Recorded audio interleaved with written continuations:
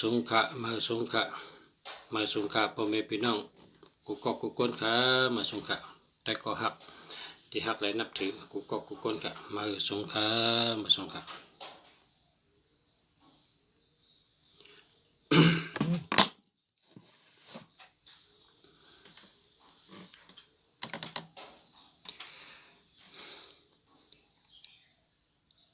มาสงขะพ่อแม่พี่น้องเขาค่ะมันได้ออกมาลัดต่อพ่อแม่พี่น้องเขาตั้งแต่เจ้านะมาสงกังเลยค่ะมาสงย้ำกังเลยค่ะเพราะว่าพบตั้งแต่8 โมงก็ตั้งปุ่นซ้ำเราได้เหตุการณ์นะพอเหตุการณ์เฮือบางปอกเตไทยออกมาลัดต่อพี่น้องเขายาม9 โมงกลางคืนซ้ำตันนะซ้ำตันก็ข่าวยามมันก็ตันขิงได้ก็ลัดต่อกันขิงนั่นมาเดี๋ยวนี้มันได้ลูกเจ้านะลูกตั้งแต่5 โมงลูกไวพระพอไวพระเป็นเจ้าก็ตันก็ตันก็แก็บ1 กำ 1นะหบทบกับผู้ทำยินเฮาพี่น้องเฮานะกูก็กูก้นเฮยไล่ลัดต่อกันสั่งว่ามีลูกถามในก็ถามเขามาเพราะเคยถามมั้งนะมีพี่น้องถามลุงสาลัดมาว่าตัดได้เป็นสัตเทนั่นคนกูบอกในเขาว่าพอมี3 สั่งในพอมี3 สั่งในเดียตื้นทุกขะตื้นผ่านเนี่ย3 สั่งอันเขาว่านั่นก็สั่งเกเจสัตเทต่อโจสั่งสิวลีลาบหลีสั่งอุปกุกเปเพนะกำเนิดสืบปืนเปลี่ยนมาสั่งเกเจสั่งอุปกุกสั่งสิวลีเนี่ยคนกูปอกเขาหยุ่มคนกูปอกก็หยุ่มคนตัวเดียวก็หยุ่มเจ้าสิวลีเนี่ยลาบหลีพอก่อนเนื้อเถื่อนก็ลิงเขาเอาพึ่งมาลูเอาหมักไม่มาลูนะผีก็ลูก้นก็ลูผีก็ไว้ก้นก็ไว้มีตั้งกินหังเขาเปิ้นมายืนมาปันนะลิงเขาก็เอาหมักไม่มาลูเอาพึ่งมาลูก็เพราะฉะนั้นเจ้าสิวลีเนี่ยลาบหลีนะลาบหลีกว่าตั้งเลยก็ลาบหลีเมื่อปานพระเป็นเจ้านั่นเจ้าอย่าหันเขาก่อตุ้งซ้อมในเมืองเปิ่นหูจักเปิ่นก่อมลองซ้อมเปิ่นลองกำในเปิ่นจังมาดับพระเป็นเจ้าว่าคนเมืองตีนั้นในข่มหูจักพระเป็นเจ้าก่อตุ้งซ้อมก่อข่มลองซ้อมอย่าหันกำนำก็โปหอดมาขึ้นตีแก่งตะลาก็เลยมัดเอาสปิดในตักน้ำให้ขึ้นกินน้ำในสปิดเจ้านั้นก็มันได้เข้าได้พักค่ะก็ตุ้งซ้อมก็เปิ่นดูมตันแกมารับพระเป็นเจ้าจังว่าเพราะนั้นก็ผิดหมอกเจ้าศิวลีก็จำเลยผิดหมอกเจ้าศิวลีกะเพราะเจ้าศิวลีนี่เป็นที่1รองลาบหลีนะเป็นที่1พระเป็นเจ้าว่าพระเป็นเจ้าในปันเปิ้นห้องเอกเตตกะแปลว่าเอกเตตเป็นที่1ของไผ่ลาบหลีเมื่อปานพระเป็นเจ้าก็ในเจ้าศิวลีสังจ้ากะพอเจ้าศิวลีจ้ากะก็ผีก็ไว้ก้นก็ไว้ลิงก็ไว้จ้างก็ไว้นะจ้างก็มาคุบไว้ลิงก็เอากล้วยมาลูเอาพึ่งมาลูก้นก็พอเปิ่นหันในก้นก็เอาหมักไม่มาลูมาตันมีข้าวดีผักหวานก็เอามาลองมาลูให้ในพอเจ้าศิวลีในก็อยู่ก็เลยได้กินเชิงแหละคนมาลูมาตันในนำน่ะผีก็ลูก้นก็ลูผีก็ไว้ก้นก็ไว้ จังว่าเจ้าศิวลีนี่เป็นเจ้าช่างอ่อนเชต้าก็ลาบลีนะลาบลีนะลองปืนเจ้าศิวลีเพราะว่าโกไก่เจ้าศิวลีช่ำหรือไรหรือดันน้ำพึ่ง1 ขวดนะเพราะเผอมีหางเจ้าศิวลีโกไก่หรือไรหรือดันน้ำพึ่ง1 ขวดน้ำพึ่งใน1 เตาเนาะหรือดันน้ำพึ่ง1 เตาหรือดันหมอก7 ลงหรือดันหมักไม่7 ลูกหรือดันเต้น7 ต้นให้จังในเหวก็หลอดกระถาชิวลี7 กรัมพอเผอเฮ็ดจอมหนังอันแต้มไว้ในอันดาไว้ในก็จะได้ลาบหลีแต่ได้ย้อนปึงปารมีเจ้าชิวลีมาปันจุกปันลาบมาปันชูปันลาบนะให้มีชูมีลาบให้ไรชูไรลาบนั่นน่ะเนาะเจ้าชิวลีเมื่อว่าลุงเสียรัดกะให้ก็มีคนถามเขามาว่าไผก็คาไรนะไผก็คาไรเจ้าชิวลีไผก็คาไรเจ้าอุปกุกไผก็คาไรเจ้าสังเกตเจนะคำในเขาได้ลัดลองเจ้าอุปกุกนะเจ้าอุปกุกนี่จะเป็นเจ้าสั่งอ่อนไงก็กะแก่น่ะเจ้าสั่งอ่อนก็แก่น่ะ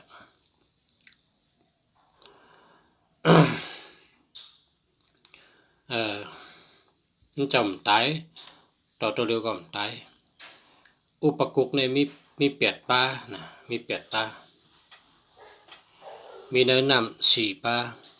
มีเนื้อลิ้น4 ป้าเขาเนี่ยอยู่ในก้องคำก้องเงินก้องแสงนะเจ้าอุปกุกเนี่ยมี8 ป้าเมื่อปานพระเป็นเจ้านั่นเจ้าอุปกุกเนี่ย จังตลาที่เนื้อนำสมกตลาอยู่ในก้องมันก้องแสงก้องเงินก้องคำอันนักกาเขาเฮ็ดหลูนั่นนักกาเขาเฮ็ดหลูเพราะว่าเจ้าอุปกุกในสันได้วินได้ลำลิ้นมีนกลางหาวนะได้กะตั้งใดก็วินกะตั้งใดก็วินกับกลางหาวพุ่นลำลิ้นกะก็ได้นะเจ้าอุปกุกเนี่ยกำในมีปอกขุนหอคำเมืองโกนเนี่ยว่ากว่าปังมาเจ้าอุปกุกรู้ยินข่าวว่าเจ้าอุปกุกเนี่ยมีตะโคใหญ่ลำลิ้นมีนกลางหาวแล้วก็เจ้าอุปกุกเนี่ยเป้เปิลกูเมียวเป้ผีหายดังเซงเป้ผีรู้ดังเซงเป้ผีรู้ผีพายเป้ผีมดีดังเซงพอเผาเฮ็ดดีก็เจ้าเป้กูเมียวก้นเฮ็ดดีก็เป้ผีเฮ็ดดีก็เป้มันเจ้าเป้เป็นกูเมียวก็ได้กับปังมา พอกับปังมาเนี่ยก็คนออกคำก็มาถามยาฮันเขาชูเจ้ากับปังมาเจ้าอุปกุกก็ฮะปังมาว่าป้าเลยเปิ้นก็จี้นี่ปุ่นนั่งปุ่นเป็นเจ้าสั่งอ่อนเป็นเจ้าสั่งอ่อนป้าเล็กๆยอมป้าเล็กๆคำในคนออกคำก็สาธุเจ้าเขาได้ฮะเป็นเจ้าอุปกุกแม่เนอตะกาลงคนออกคำก็เนื้อใจกังวลว่าห่างพังก็ห่างดีเปิ้นหวังแก่น่ะ2 ถึงแก่ตีฮะเนื้อใจกังวลจังนั้นก็ในคนออกคำจังจำว่าเจ้าเขาแก่เมื่อตรงซ้อมตีวางหอคำค่ะรู้ข้าได้ลองซ้อมน่ะเจ้าเขาแก่เมื่อตรงซ้อมน่ะเจ้าอุปกุกก็หับปากก็ในมือตุงซ้อมพอมือตุงซ้อมเนี่ยคนหอกคำเนี่ยเอาจ้างอันให้นี่จ้างอันที่พอกัดตึกซึกเนี่ยเหยียบคนตายทีเดียวจ้างตึกซึก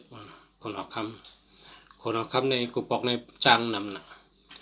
ใจเปิ่นกับปล่อย ใจเปิ่นกับเจือกปล่อยเจือกอันที่เป็นจ้างที่ให้ที่ชุด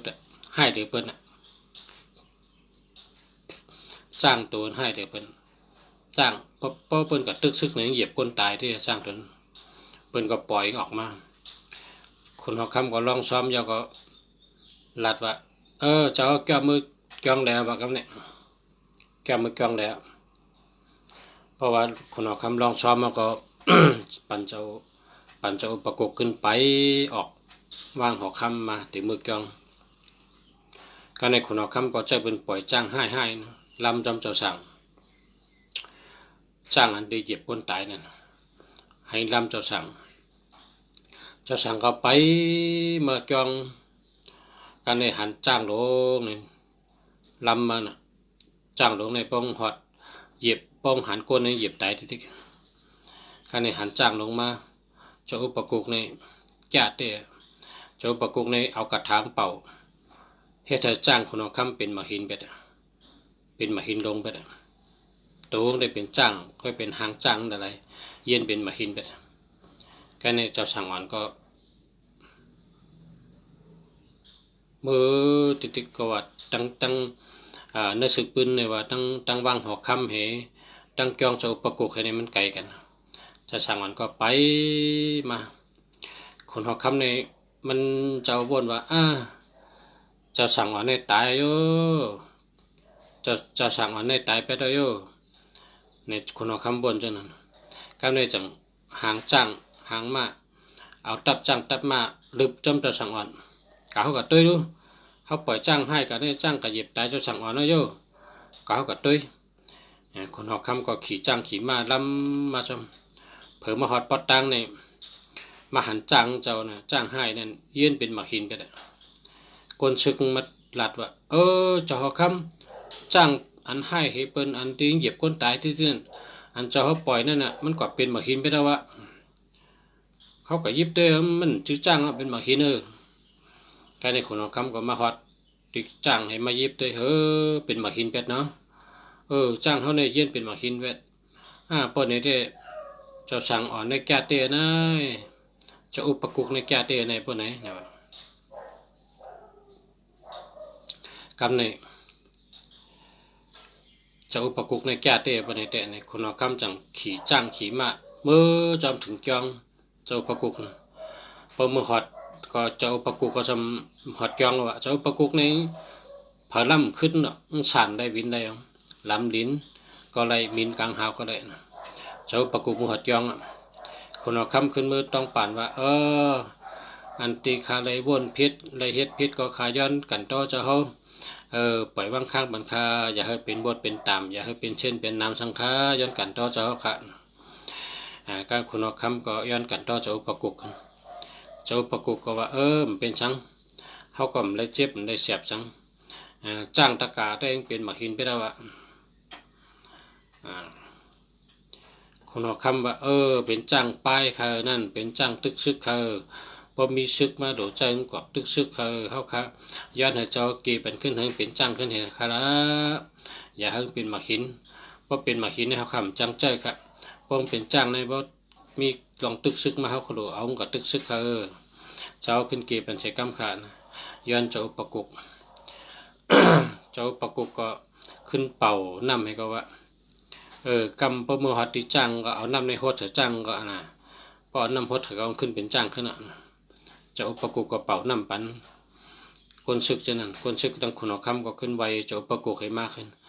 มาโดยติจ้างเขาเป็นหมาหินไปแล้วการในเขาเอาน้ำมุนนั่นน่ะเนาะน้ำมุนน้ำเป่านั่นน่ะน้ำมันจะอุปกุกเป่ากระถาใช้นั่นเขาเอามาโฮดเถอะมาหินขึ้นเป็นจ้างขึ้นนะครับเนี่ยพอขึ้นเป็นจ้างก็ขึ้นไปมาจำคนหอกคำขึ้นมือเขาเนื้อวางขึ้น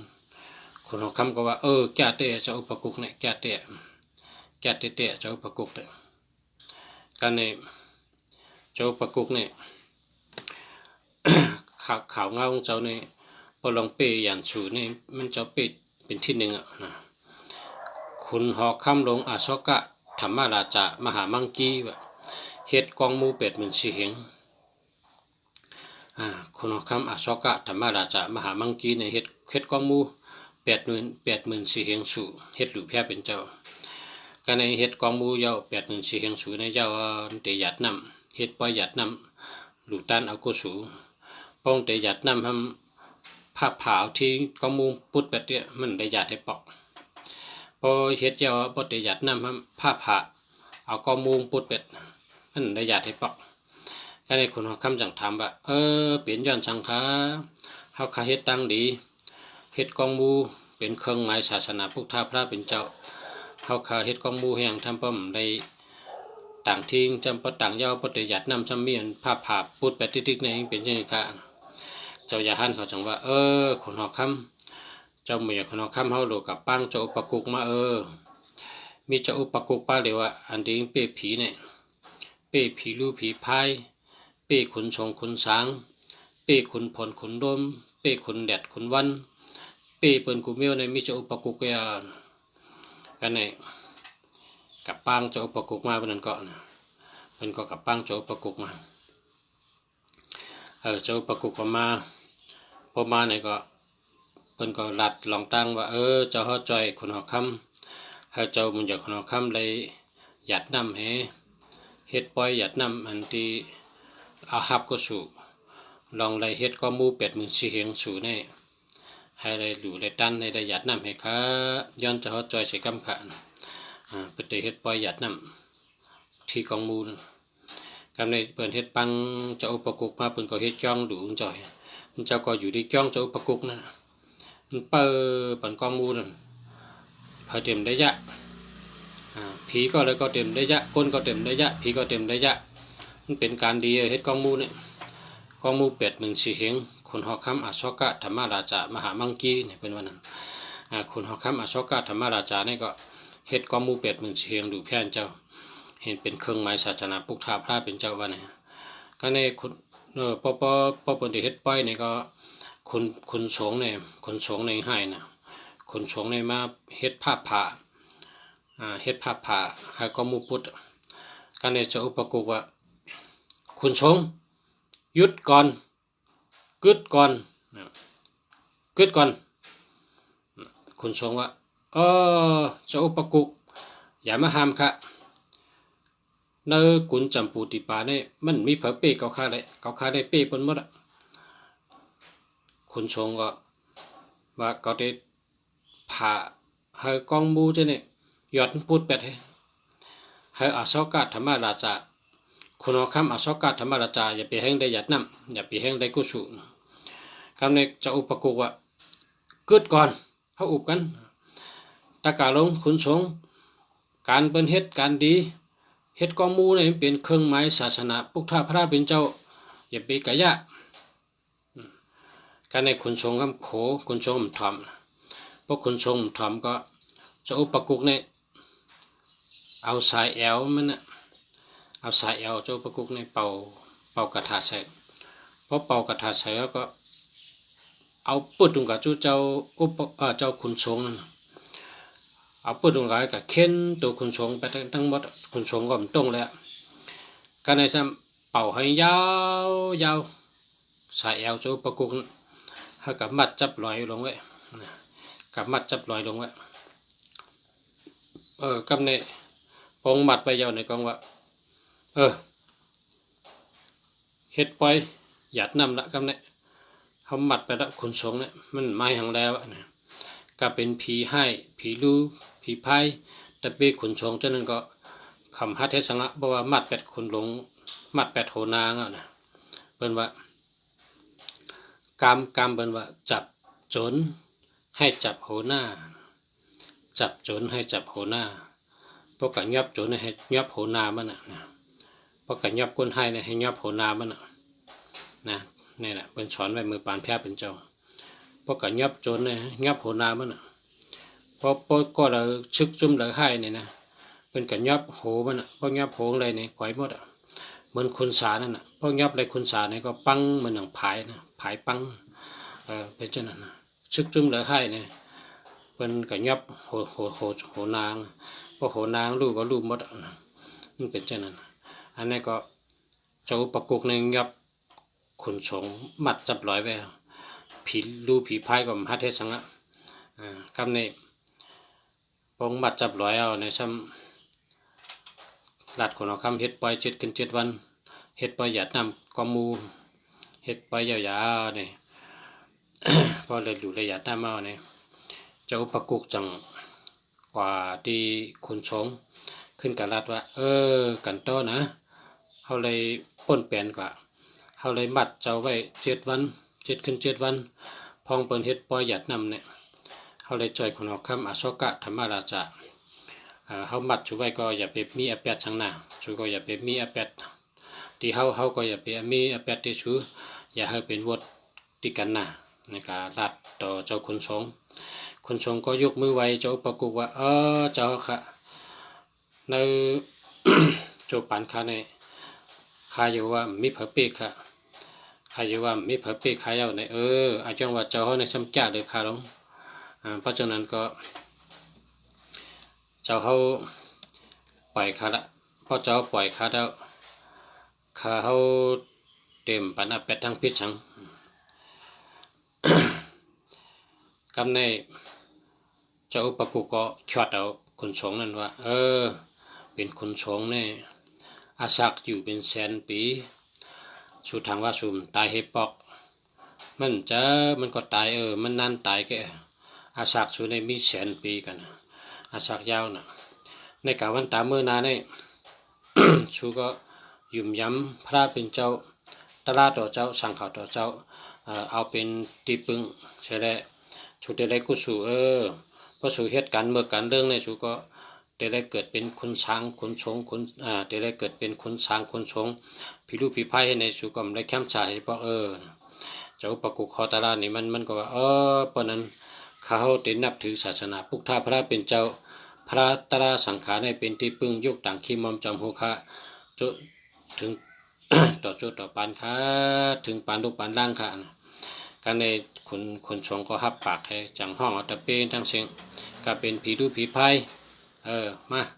ตั้งแต่วันในกับวันตามเมื่อนาเนี่ยเฮาในห้องเป้พระเป็นเจ้าไรตัวเจ้าอุปกุกให้เขาก็ห้องเป้เฮาในเฮาเต นับถือพระเป็นเจ้าเป็นที่พึ่งเองก็เดียวตั้งแต่ในกับวันตามเมื่อนาเนี่ยกับในขุนผีลูตั้งหลายเจิมขุนผีลูผีพายก็เข้าพร้อมกันจอยเลยศาสนาพุทธพระเป็นเจ้าเฮิงพอเฮืองเปิ้งเสยขึ้นอย่างมาสูงกว่าเก่งกำพานั่นเพราะในเขาได้เปิดปันขุนหางพระเป็นเจ้าเขาได้เปิดปันกองมูจ้องว่าเจ้าในเขาได้เป็นคนเปิดปันหน้า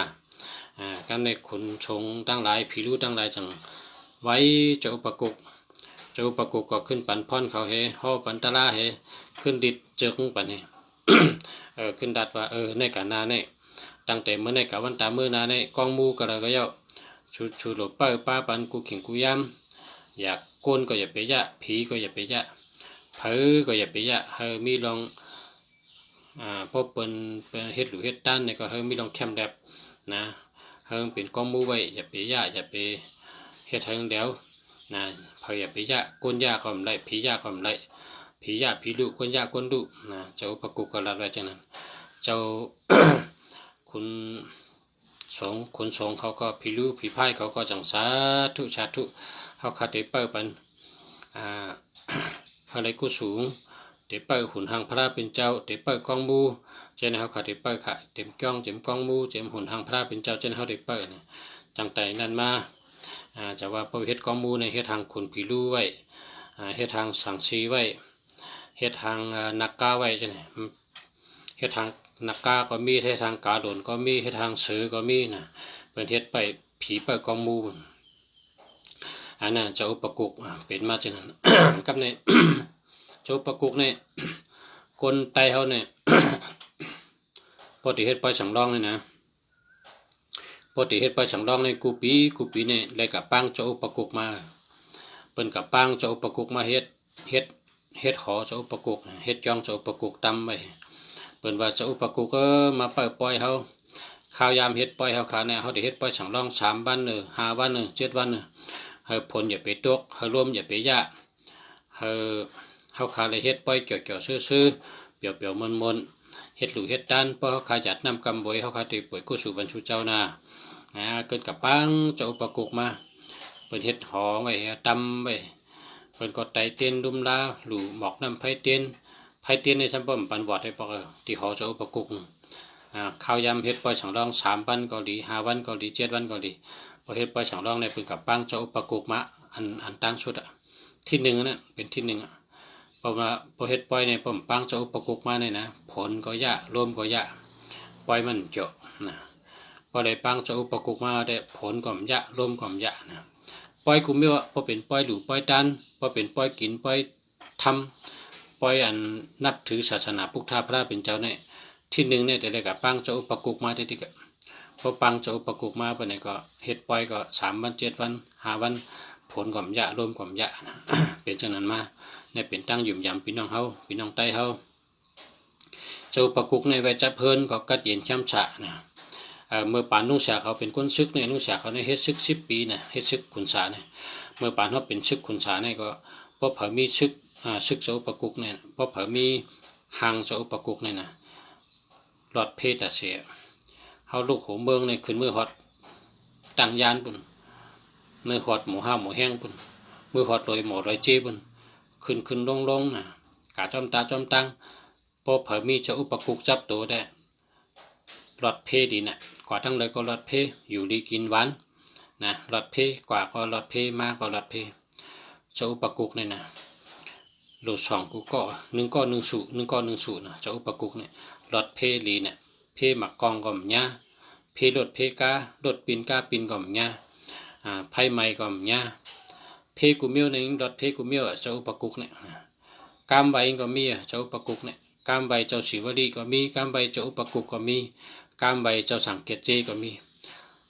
เจ้าอุปกุกเนี่ยได้นำหนักปฏิราชเนี่ยรัด3 วัน 7 วันก็ไม่ยาวเลยลองนำหนักดีเนี่ยเจ้าอุปกุกเนี่ย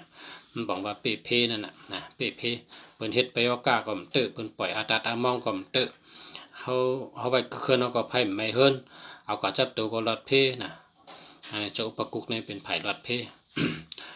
จูนำหนักปฏิราชแต่มันรัดยาวแหละนะมันได้เอาที่เก็บมาไขนี่พอมีพี่น้องเขาถามมานั่นนะกำในติรัดนี่ลองเจ้าสังเกตเจนะเจ้าสังเกตเจสถิตโตโจเนี่ยเป็นกำไตเขามีกำไว้เหี้ยโตลีเจ้าสังเกตเจโตคิงหางลีสังเกตเจหาติตักเนเมาจับมาตูกายิ่งใจหากูวันไงตกจื้อเขาน้ำอ่ำเป็นกินขินใจขอหาเจ้าหาเหงเปิ้ปังนาหาปากเล่นไผ่หน้าหาเหงเล่นจอมหลังกำใบเป็นวันนั้น หาเหงหาปากในเปิ้หับตั้งหน้าหาเหงเล่นจอมตั้งหลังวะนะคนในหักเพิ่นหักเจ้าสังเกตจีในก้นหักนำน่ะเพราะว่ายินข่าวเจ้าสังเกตจีที่มาในก้นในอ่านเหงให้เปิดตั้งหน้าเปิดหับตอนเปิดตัวเองเจ้าอันเรียนจอมไผ่หลังจะมีหาเหงเป็นมันอันนี้เป็นกระถางเจ้านะนักกำใบเจ้าวันนั้นบางทีก็เหมือนเจ้าเขาว่าหาปากเปิดไผ่หน้าหาเหงเรียนจอมหลังในก็มีนะกำใบเจ้าสังเกตจีในมีนำนะเขาหันเป็นลิกใต้หลายๆแกมันชื่อกำปาลีนะเป็นกำไต้เจ้าสังเกตจีในแต่งหลับหลีมีเงินมีคำเขเขาในเขาเมืองเขตั้งเมืองเขในเขานับถือเจ้าสังเกตเจ้าสังเกตเห็นวางได้ปุ่มโทษให้ปุ่มใหญ่ๆให้ขาวปีนะปีขาวหวานหูใหญ่ๆหวานหูยาวๆว่าปุ่มโทษนั่นน่ะเจ้าสังเกตคนไต้ของว่าพาราปีเนี่ยคนไต้ก็กะหันในพาราปีเป็นวันนั้นของปีขาวปุ่มโทษหวานหูยาวๆนะมันมีศึกปืนมันเจ้าสังเกตเนี่ยเมื่อเขาเป็นยาฮันเนี่ยเมื่อเขาเป็นเจ้าสั่งเนี่ยเขากัดตุ้งซ้อมเนี่ยเปิดลองซ้อมเจ้าในก้นในลองมันไหลนำน่ะเปิดลองมันเดียวประกาศจอมกันในต่างป้าในเปิดทำลองเปิดลองมันติ๊กเจ้าสังเกตเนี่ยสมบัติเจ้าเจ้านั้นกว่าภายหน้าก็สุ่มลองมาภายหลังก็สุ่มลองฉันเปิดลองเขาติ๊กเขาในเอาบ่มเป้ได้สูกล้องนิ้วมือเขาหานิ้วประเจมาละงอกศอกก็กล้องสปิดก็กล้องคนดูคนต้านเขาเอากำไรมันนำเขานำป่นการในเจ้าสังเกตเนี่ยมันอึดอัดใจว่ะมันอยู่หยับน่ะก็เปิงหางดีเนี่ยลาบมันก็ดีเนี่ยกวางแล้วก็เปิ้นดูเปิ้นต้านนำน่ะมันก็ชุกชักใจมันน่ะชุกชักตัวชุกชักใจมันก็จูแผ่นเจ้าว่าแผ่นเจ้าค่ะในหางดีหนาวกว่าทั้งเลยก็โคตรในมาเหอะมา มาดูตั้งกินตั้งยำก็ซ้ำนำน่ะนำป้นอ่ะครับเปิ้นมาดูนำน่ะเป็นเงินเป็นคำอ่ะเป็นตั้งดูตั้งต้านเนี่ยพอขากาเนี่ยเปิ้นมาดูคาไอ้ต่างป้าเนี่ยทำได้คำใครหังดีก็แพนเจ้าคำใครหังดีนะกะย้อนแพนเจ้าว่าเพราะฉะนั้นก็นางตาลาเลยเพราะนางตาลานางกับมาท่าในถอยใจเขายาวๆน่ะนางซื่อๆนางซื่อๆนางถอยใจเขายาวๆถอยใจเขาว่าปู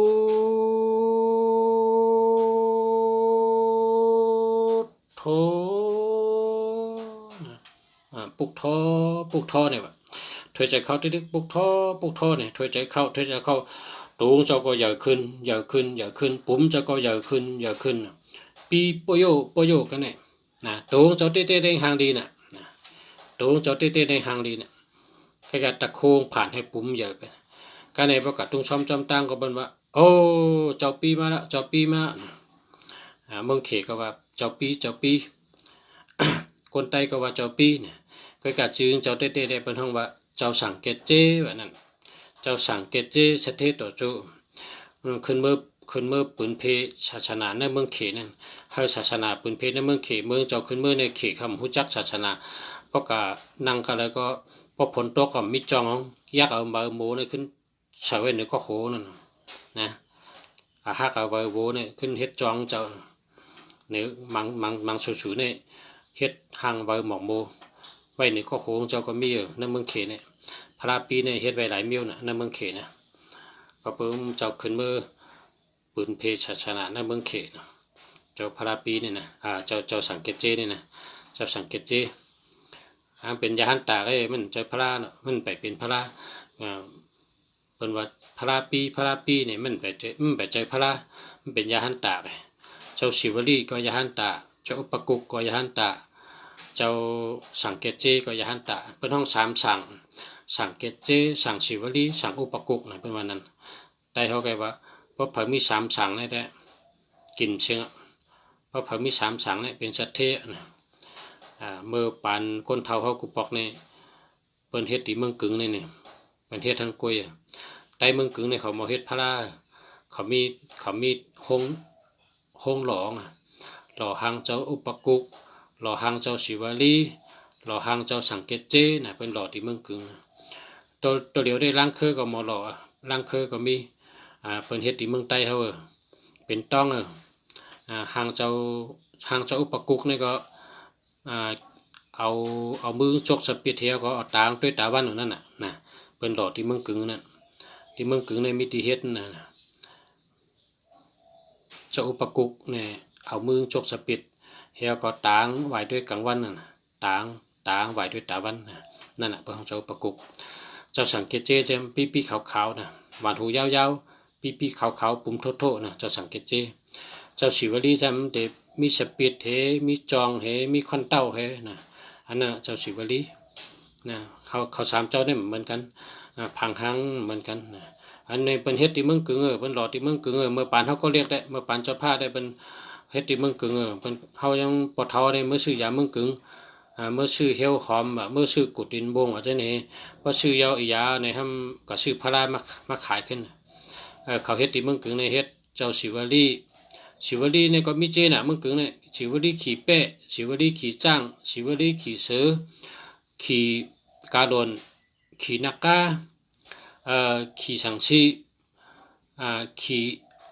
ขี่กวางนะคนกูบอกในกวางในเป็นวันศุกร์นะเมื่อก่อนในเป็นวันอาทิตย์การโดนศิวลีขี่การโดนวันอาทิตย์เขาหันนั่นที่เมืองกึ่งในเป็นเฮ็ดศิวลีขี่การโดนได้นะลีจ้านี่ต่อไพ่ก็ไรจ้านะเมื่อนั้นในเป็นต่อไพ่นะเด้ออันศิวลีขี่การโดนในต่อไพ่ไรจ้านะอันนี้เขาหันกับตาเนี่ยเป็นเฮ็ดที่เมืองกึ่งเฮ็ดก็เรียกว่าเฮ็ดศิวลีขี่การโดนศิวลีขี่เสือนะศิวลีขี่สังชีศิวลีขี่จ้างศิวลีขี่กวางนะกวางเนี่ยเป็นวันศุกร์นะเป็นห้องนะกวางเนี่ยนะมันใจปูนะปูมันจะปูในเมื่อปานมันได้แกมันมาเฮ็ดใส่แกปูเนี่ยนะเมื่อก่อนเนี่ยเป็นกลางเป็นเฮ็ดกลางวันศุกร์แก่เนี่ยเฮ็ดกวางค่ำศิวลีขี่กลางกูบอกพระราจัดเก่าเขานั่นลุงฉายังมีอยู่ศิวลีขี่กลางก็มี สิวลีขี่จ้างก็มีสิวลีขี่สังชีก็มีสิวลีขี่เสือก็มีนะสิวลีขี่นักกาก็มีอันนี้เป็น7 วันอ่ะสิวลีขี่พิลูก็มีนะพิลูในบางวันลาหูในว่าเขาว่านะสิวลีขี่ลาหูสิวลีขี่สังชีสิวลีขี่กวางสิวลีขี่จ้างสิวลีขี่เสือสิวลีขี่กาโดนไปมาตั้งแต่ปอมาทางสิวลีขี่เป๊ะนะสิวลีขี่เป๊ะในเป็นว่าเฮียงเขาเป๊ะเป็นกามไตเขาบอกว่าเป๊ะเนี่ยอันคนเต็มลิกไตเก่าได้เป็นว่าเป๊ะก็ลิกไตมาตัวเดียวในเขาเต็มมาเป๊ะเป๊ะเนี่ยยิงเสียงไทยในบอกว่าแพะเนี่ยคนไทยเขาว่าแพะแต่ว่าไตเขาเป็นว่าเป๊ะเนี่ยเพราะพี่น้องไตเขาเต็มลิกในหรือเต็มว่าเป๊ะเนี่ยมันใจว่าแปะเนี่ยกันสิวลีขี่เป๊ะเนี่ยกันนะกับในอันในเฮ็ดที่เมืองกึ่งเลยนะเจ้าเป็นมีห้องเฮ็ดน่ะเพราะใครสังกัดตัวเดียวในสั่งเฮ็ดอะไรครับเฮ็ดที่เมืองกึ่งครับเฮ็ดสิวลีขี่เป๊ะสิวลีขี่จ้างสิวลีขี่เสือสิวลีขี่สังชีสิวลีขี่กาโดนในเฮ็ดที่เมืองกึ่งที่ล่างคือเขาก็เฮ็ดเขาหันเป็นเฮ็ดมาขายที่ล่างคือนะเปิดว่าเฮ็ดที่ล่างคือมาเนี่ยก็มีห้องเฮ็ดนะพี่น้องไต้เขาอันหล่อพาราเนี่ยนะเพราะเป็นมารเฮ็ดมาเนี่ยอย่าไปซื้อนะมารในมันมารในเขาเฮ็ดจรานะมารในอย่าไปซื้อพาราเมืองมารนั่นอย่าไปซื้อมาเมืองไต้ละเมื่อปานเขาก็เรียกเนี่ยนะเมื่อป่นมา50 ปีเมืองเนี่ยมารเขาเอาพาราตองมาเอาพาราตองที่เมืองมารมาเดี๋ยวกลับมาไว้ที่เมืองลังเมืองลัง เมืองลังเนี่ยมีตั้งตกวันเยิงตั้งห้องเมืองกึ่งเนาะมารเขามันซึกมันนั่นแหละซึกมันเอาพระราเขามาไว้สูงเอาไว้จ้องเลยก็เจ้าฉังก็หนาวมนเจ้าก็หนาวจ้องไว้จ้องเลยก็เปลี่ยนไว้จ้องเลยก็เปลี่ยนก็ในมนเจ้าเขาว่าพระรามาเนี่ยเอาไว้ที่จ้องในก้นเปลี่ยนช่ำบ่หายบอกก้นหนาวก้นเปลี่ยนช่ำบ่กองตายเนี่ยเป็นทางไงพระราเนี่ยพระรามาเนี่ยมันดีรู้ไงเนี่ยเป็นพระตองก็ในเขาเอาขึ้นมือกับไว้โหวันประลองนั่นน่ะมีวันประลองให้ตั้งเขาอยู่เนี่ยเพราะทั้งว่าวันประลองไม่ขึ้นกอนะวันประลองไม่ขึ้นกอนะมีวันประลองเพิ่นก็เอากับไว้ที่โหวันประลองนะประลองเขาก็เป็นตายเป็นตายกันเนี่ยจะกลับประลองเขาว่าโลมนเจ้าพระราเนี่ยกับไว้ก็เลยก็ก้นตายที่เกิดกันเนี่ยมันจะว่าเขาก็ไม่ดีจ้องก็จะสั่งตายมันจ้างเขาก็เป็นคนเป็นนำหนาเขากับไม่บุญนั่นสุกยาได้รู้นั่นเป็นทั้งประลองเขาเอาตามมวยเนี่ยก็ซับพระตองนั่นเพื่อเขาผ่าพระตองนั่นน่ะเนื้อพระตองนั่นเมนตูเมนแข้วเป็นเดือดอะไรวะอันนี้เป็นเต้เนี่ยคนทวารสัก7-80เขาคู่กูก็บ่ต้องเมืองล่างเนี่ยพอเผยเมืองล่างวันเยืองเมืองลังเมืองกึ่งเนี่ยถามด้วยละลุงสารัตเนี่ยลุงสาในเมื่อเดี๋ยวนี้อายุ56 ปีลุงสาเขาเป็นคนเด็ดคนหนุ่มคนฮูกุก็คนเท่าเนี่ยมาในเขาเฮ็ดพระเนี่ยเอาเป็นพระตองเลยเนี่ยพระตองสูงก็ ตึกคางดีมีศอกปลายน่ะประลองเขาเอาเต่ามวยกับซับปุ๋มซับคลองแปดซับปุ๋มแปดเพิ่งป๋องเอาเป็นเมนตูเมนแค้วนะว่าเป็นเดือดอะไรวะนะในเป็นเต้เนี่ยเมื่อเขาจะว่าพระเนี่ยเป็นพระเมืองมารเนี่ยช่วยเปียมาเมืองใต้น่ะพอมันเอามาไว้ก็ชูเอาขึ้นเมืองไว้เมืองมารขึ้นนะพอมันเอามาไว้พอมันเมื่อเนี่ยขึ้นปังเมื่อไว้เมืองมารขึ้นอย่าไปเอาไว้ในเมืองใต้พระมันเนี่ยมันในเฮ็ดอยู่นะมันในอยู่เพราะใครซื้อพระเข้มเนี่ยหรือเฮ็ดกล้วยใต้เขาหรือเฮ็ดกล้วยพระก่อเมืองว่ะเฮ็ดกล้วยใต้เขาพระศิวลีเจ้าศิวลีเจ้าอุปกุกเจ้าสังกิเจเช่นเฮ็ดกล้วยอย่าไปเอาพระเมืองมันพอพี่น้องสูพี่น้องเฮาพี่น้องเฮาปงมาเมืองไทยนี่ก็มาเอาที่เมืองไทยในเมืองไทยในกติเกียงใหม่ในวัดลอยคำในประเทศนำนาวัดลอยคำกองมูลอยคำกับพุทธเจ้ากันนั้นมากองมูลอยคำในมีแค่เมืองพระประเทศเป็นโยเป็นเฮ็ดลีเป็นเฮ็ดลีมีหลายที่ก็เมืองไทยได้ที่เป็นเฮ็ดลีก็เรียกเห็นด้วย เดี๋ยวลูกเสียหูเดี๋ยวลอยคำในแคมลูกเสียก็เอามาลายชูก็แบบนะพระตองลอยคำในมันก็1 ชูเลย600 1 ชูเลยเฮงไป2 เฮงไปนี่ก็ก็ครับมันได้ลุงเสียเมืองดีมาอุปมาลัดตอบพอมีพี่น้องเขาอันที่ถามมานั่นครับเมื่อว่าลุงเสียเลยลัดกับว่าเจ้าศิวลีเจ้าสังเกตเจเจ้าอุปกุกนะ3 ฉางในพวกเผมีนี่ต่อเจ้าชากันเลยทุกข้าเนี่ยเรื่องการคนเท่าเขาว่าไว้ลุงเสียมาใครนี่คนถามมาก่อนน้ำคนถามมาตั้งไล่ก่อนน้ำคนถามมาเนไม่เช็ดก่อนน้ำคนโทรศัพท์มาก่อนน้ำเนี่ยเมื่อนี้ก็ออกมาเมื่อชุมกังในกันกูก็มาลัดนี่เต็มเจ้าเต็มเจียวข้าวยำกังในเจ้าเนี่ยออกมาลัดนี่ลอง3 สั่งศิวลีสั่งอุปกุกสั่งเกจเจ3 ฉางในมันดีนะเนี่ยเนาะเมื่อไงก็ไม่มีพี่น้องเขาถามมาหมายพงก็กำลุงเสียที่ด้วยปันนะติดเตรียมตอบปันว่าป้องดีก็ดีป้อมดีก็ดีแต่ลัดปันพอมีพี่น้องเขาเคยถามด้วยหมายพงในก็ถามได้ครับลุงเสียเมืองดีเขาแต่ด้วยปันว่าเฮาตัวละลีตัวละมดีเฮาพอมีพี่น้องเขาเป็นสัตเทลงกูก็เฮามีเงินมีคำกูก็เฮารวยๆนะรวยในกรรมไทยรวยเนี่ยกรรมไทยเขาว่าเฮาหมากมีเฮาหมากมีเฮาหมากมีเฮาหมากเฮามีนะหมากมีเนี่ยกรรมไตว่าหมากมีเนี่ยปองว่าสัตเทนั่นน่ะพวกกายาต่อพวกกายาพึ่งเนี่ยพวกลูกน้ำเจิ้มน้ำในประมาณ2 หมากแน่เนี่ยหมากหมากลีนาเนี่ยป้องหมากลีนาปองว่าปองยาพึ่งก็น้ำเจิ้มน้ำหนักพอยาต่อก็เลยลูกน้ำหนักนั่นน่ะมันวางหมากลีลูกกันนั้นมาหมากมีน่ะกรรมไตว่าหมากมีเนี่ยปองว่าสัตเทนั่นน่ะเพราะว่าสัตเทเนี่ยกรรมมันเพราะว่าหมากมีเนี่ยผู้หมากก้นมีเนี่ยก้นมีหลงอันนั้นเนี่ยเป็นสัตเทหลงก็กะไตห้องเยียงมันสัตเทหลงเนี่ยผู้กูก็ว่าสัตเทหลงเพราะว่าก้นมีหลงเนี่ยป๊อป่องนะผู้หมากก้นมีเนี่ยก็ป่องนะกำไตนั่นเนี่ยเพราะว่าสัตเทหลงเนี่ยยุ่มกำเดียวนะยุ่มกำเดียวสุดต้องให้สุดเจ้าเป็นสัตเทหลงให้มีเงินมีคำนำกูก็กูก้นค่ะให้เป็นโปเลี้ยงเปิ้นให้เป็นไม่เลี้ยงเปิ้นให้รักแหลมแชมกะให้เป็นโหนาเปิ้นนะให้เป็นคู่เปิ้นนะให้เป็นผู้นำเปิ้นนะให้มีปรามีมีอำนาจนะพวกเผยเคยมีอำนาจพวกเผยเคยมีปรามีเนี่ยหมายพงเนี่ยนะหรือมี159นะ159ต้องไว้นะ159พอมี159เนี่ยมีอำนาจมีปรามีกว่าตั้งเลยก็เป็นนับถือกว่าตั้งเลยก็เป็นอยู่สีโกย้ำกว่าตั้งเลยก็เป็นยกมือไว้นะ159นะ159ในมีปรามีมีอำนาจเพราะว่า159นี่หาหยาบนะลุงเสียเนี่ยก็กว่าหา878นะ878นะ3 ตัวนี้ให้จับกันนะพอมี878เนี่ยมีอำนาจมีปรามีมันเหมือนกันนะอาจู159มีปรามีมีอำนาจมีน้ำใจเป็นคนมีเงินมีคำนะ159เนี่ยมีเงินมีคำมีปรามีมีอำนาจมีน้ำใจนะน้ำใจดี878เนี่ยก็878เนี่ยก็มีอำนาจมีปรามีมีน้ำใจเป็นคนใจกว้างเป็นคนใจยาวนะคนเท่าในเฮ็ดก็กันแน่ดูได้ด้วย10 ปี20 ปี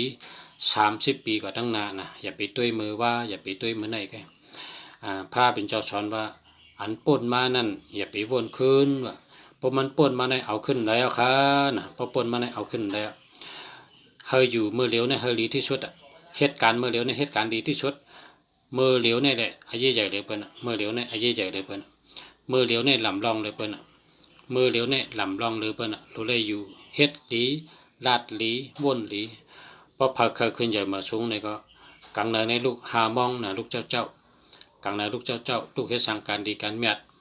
ลาดลองหลีเฮ็ดลองหลีวนลองหลีนะตักขึ้นใหญ่มาสูงเคยอันในลายปกป้องพระวัตถุเก่านะ มืออันป่นมานั่นลองสังก็เยาอย่าไปวนขึ้นอย่าไปเจนจ้าขึ้นอย่าไปลัดขึ้นมันป่นกว่าเอาขึ้นได้มือเหลียวเนี่ยเราได้อยู่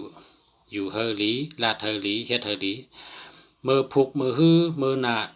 มันม่ามไปถึงอย่าไปวนทะนะมันม่ามไปถึงมือพุกม่ามไปถึงมือฮื้อม่ามไปถึงปีนาม่ามไปถึงอันที่ม่ามไปถึงนั่นอย่าไปวนเพราะเขาวนเนี่ยได้มันติดนักใจเขาแค่นักตัวเขาแค่อันนี้สมองเขาเนี่ยมันติวนนะมึงอันที่ตั้งนานนั้นม่ามไปถึงอย่าไปวนอย่าไปเอามาใส่ใจนะตั้งนานเนี่ยใครเป็นต้องเป็นก็จำสภาวะเมืองกล ถัดน้ำถัดลิ้นถัดลมถัดไผ่มันเป็นมาถัดสีป้าที่เป็นมาตั้งหน้าไผ่ความหู้ได้ไผ่ความหันได้นะตั้งนานนั้นมาไปถึงอย่าไปวนจอมันอย่าไปกับเป็นหงเป็นเยอะมันอย่าเป็นหนองตามันเนี่ยคำเป็นว่าจะเป็นหนองตามันตั้งนานในมาไปถึงมือในมือเหลียวในยามเหลียวในโลเลยลัดลองดีโลเลยเฮ็ดลองดีโลเลยอุบลองดีนะวนลองดีเฮ็ดลองดีลัดลองดีลัดดีวนดีเฮ็ดดีมือเหลียวนี่แหละปัจจุบันนี่แหละปัจจุบันนะมือเหลียวยามเหลียวเนี่ยมีกาคันดีเลยเปิ้นอันป่นมานั่นอย่าไปวนไปละมันป่นกว่าเอาขึ้นได้น่ะอย่าไปกันเนมือนั่นเฮ็ดไหนมือนั่นเฮ็ดไหนอย่าไปวนเฮ็ดกว่ามันเอาขึ้นได้อ่ะคนคำพองนี่ว่าเจ้าพาดใต้เฮานานาปันมันมา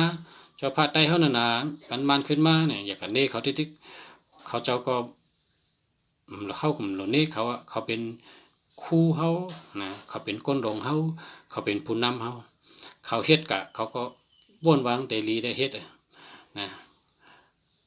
ก็ยาวอ่ะอย่าเป็นเนเปิ้นอันที่ป่นมานั่นโดมินเนเฮเมียวลองสุนโตก็มโดเนลองเชื่อคือก็มโดเนมันป่นมาอ่ะอย่าเป็นเนเฮาหลูม่นเมนะเฮาหลูม่นเมม่นเมเมื่อเดี๋ยวเนี่ยเฮาเป็นลองหลีดัดลองหลีเฮ็ดลองหลีวนลองหลีนะเจ้าก้อนเจิงอันเป็นโหนาซึกใต้ที่วิ่งแหงเป้งลงเนี่ยมันตายกะเด้อมันดัดว่าเมหักพร้อมจอยมันดัดกรรมสอนตะเปง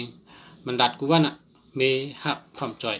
อันเป็นตะเปมันเนี่ยหมอกูก็เนี่ยกรรมเขาเนี่ยเมหักพร้อมจอยเนี่ยเมเนี่ยก็เมตูเมเจอเมตั้งหลัดตั้งจ๋าเมตั้งเฮ็ดตั้งสร้างเมไปวนเมลองหยุ่มย้ำเมลองนับถือเมลองเฮ็ดลองสร้างเมลองการลองงานปนห้องเมนะเมตูเมเจอเมอะจ้างนั่นน่ะปนห้องเมปนห้องเมหักอันวางก็หักตูหักเจอหักตูหักเจอพอหักใจก็กินอาหารดีๆกินตั้งกินดีๆหักตูก็ดุมลาหึงมดเจอนะคนโหก็เอาสเปียเสให้ล่างให้เน็บติดในมือก็แก๊สเป็ดอันลำมันให้พอตัวเมียนก็เอาสเปียสีให้พอโคเขายกก็ร้อยให้เนี่ยเป็นห้องว่าหักตูหักเจอว่าเมหักนะหักตัวหักเจอเมก็ให้เมตัวเมเจอหักก็หักตัวหักเจอแล้วก็หักเปิ้นหักได้ก็หักพี่น้องหักเสือคือหักหวานเมืองหักเสือจัดหักลงกับที่เดียวพอหักนี่แหละหักขังก็แล้วนะแค่ละจึงก็แล้วตั้งหักเนี่ยพอคนหนุ่มแค่นหมอลาดอ่ะมันจะมีหักพร้อมอันวางก็พร้อมกันนะพร้อมกันพี่น้องกันพร้อมกันได้ก็กันพร้อมกันก้นเมืองเดียวกันพร้อมกันก้นวันเดียวกันพร้อมกันก้นเฮิรนเดียวกันพร้อมกันก้นอยู่วันเดียวเมืองเดียวกันก็พร้อมกันมันจึงไตเขาก็หลบพร้อมกันกูคือไตเขาหลบก็พร้อมกันไตเขาหลบพร้อมกันเนี่ยเปิ้นก็รัดนั่นปะโอก็หลบพร้อมไตก็หลบพร้อมปะโอปะลองก็หลบพร้อมไตก็หลบพร้อมปะลองยางก็พร้อมไตเจ้าคือเขาในเมืองไตเนี่ยมีหลายเจ้าคือมี26 เจ้าคือ26 เจ้าคือในเมืองไตเนี่ยเฮาพร้อมกันเฮาฮักกันนะเปิ้นว่าพร้อมนะพร้อมกันฮักกันเป็นน้ำหนึ่งใจเดียวกันนะอันไหนเปิ้นห้องเมฮักพร้อมนะคำในจอยอันวางก็จอยกันมีหังก็จอยกันน่ะคนแต่เนี่ยกูปอกในเฮ็ดเคินดำได้จังเพิ่นจอยกันแค่กับปึงแห้งกันให้มาเฮ็ดเคินเนี่ยย่อเป็นลังเพิ่นได้จังกูปอกเนี่ยลักษณะเขาได้เงินเปิ้นปึงอากูปึงเอ็นปึงแห้งนะเปิ้นว่ามาปึงแต่ก็มือเฮ็ดเคินปันเฮาเนี่ยเปิ้นปึงเอาแค่ปึงเอ็นปึงแห้งให้เฮ็ดปันกันน่ะใต้เฮาเนี่ยกูปอกเนี่ยนั่นน่ะมีฮักพร้อมจอยกันเนี่ยน่ะพอจอยกันเนี่ยอย่างก็ง่ายกูมีจอยกันยุกจังเมาจอยกันเอาจังไล่จอยกันจินจังหวานนะจอยกันเหตุการณ์ก็เจ้าเย้านะจอยกันเองดีกูมีวนะมีหักพร้อมจอยนะในเป็นกามฉอนเจ้าก้อนจึงอันเป็นโปซึกไตโปหลงซึกไตอันอยู่ที่เปียงดงเนี่ยมันตายตัวเลยแต่ว่าคนตึกนับถือเจ้านำจะเพราะว่ามันเจ้าในหมอสอนนะหมอลัดหมอสอนนะหมอลัดหมอสอนนางตาลานางกรรมฐานให้สอนลูกสอนดานในหมอนะเนี่ยเฮาขามาเป็นก้นมาเร็วเนี่ยก็เฮารู้ใกล้ๆรัดต่อกันใกล้อุบกันนะพออุบกันที่ก็ปีหูหนึ่งน้องหูสองจอยกันป้องขึ้นเยอะนะแต่ที่ขึ้นใหญ่มาสูงเนี่ยเราเลยจอยกันรัดจอยกันเฮ็ดจอยกันวนดองหลีรัดดองหลีเฮ็ดดองหลีนะอย่าไปด่ากันนะอย่าไปด่ากันอย่าไปเน่กันนะอย่าไปเน่ คนเฮาในหลวงหมอหักกันลัดต่อกันลัดหนีกันลัดหนีกันดองดีเฮ็ดหนีดองดีป้ากันแต่ได้ลีกันใหญ่มาส่งกูก็กูก้นกะเนาะ พอได้ก็กันไหนก่อนอุกกันมาหึงชุดต้องเฮาพี่น้องเฮาผู้ทำยินเฮาผู้ฮักจะจัดวันเมืองเฮาผู้ฮักหมายพงดีหมายจากลาดดีเฮาผู้ทำยินลุงสาวเขาลุงสาวเมืองดีย้อนชื่อบันเฮาสุเจ้าได้เป็นสัตว์ที่หลง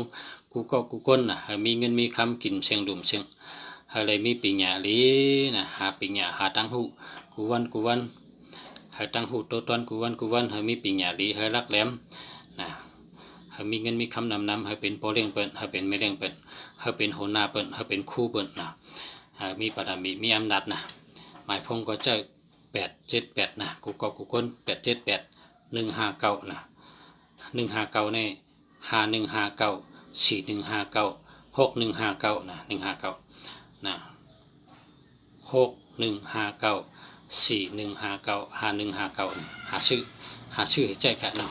แล้วก็8789ชื่อใจกูก็มันดีนะครับพอเผยใกล้กับ10ลุงแสเมืองดีก็หมายพงลุงแสเนี่ย098789 3568098789 3568หมายพงลุงแสเมืองดีเนี่ยนะ098789 3568โทรมาได้ตัดเสกกับ10มาได้กูขิงกูย้ำลุงแสเมืองดีก็เฮ็ดนาการหลีกไตเฮาขายปราบหลีกไตแล้วก็ด้วยปิดต่างกาลาแต่เต้นแต่อ้างเต้นจุดเต้นหลับเต้นให้เพแล้วก็ขายหมายพงอันหลิง1 อันใน2เหงขายส่งถึงตีนกำเดียวค่ะเอาใครเนี่ยก็สั่งมาทั้งไปชนีค่ะเนาะเอาขาดแต่ส่งปันกูก้นกะ2เหงก็มี3เหงก็มี6เหงก็มี16,000ก็มี36,000ก็มี150,000ก็มีก็น่ะกำปีน้องเขาใครเอากาขันมันนั่นแต่มันอยู่ที่ทองนั่นน่ะพอทองมันปื้อไว้ก็ทำชื่อเข้มๆน่ะพอทองทำแพบทำชื่อตันกำใจสู่เจ้าน่ะนะเกียรติจึงก็ชื่อ1 กาก็1 ดีเหมือนเขากับชื่อกานั่นน่ะเนาะใครเตะเต้นจุดเต้นดับใครเตะเต้นแต่อ้างเนี่ยก็10หมายพงมาหมายพงลุงสาวเมืองลีเนี่ย098789 3568 098789 35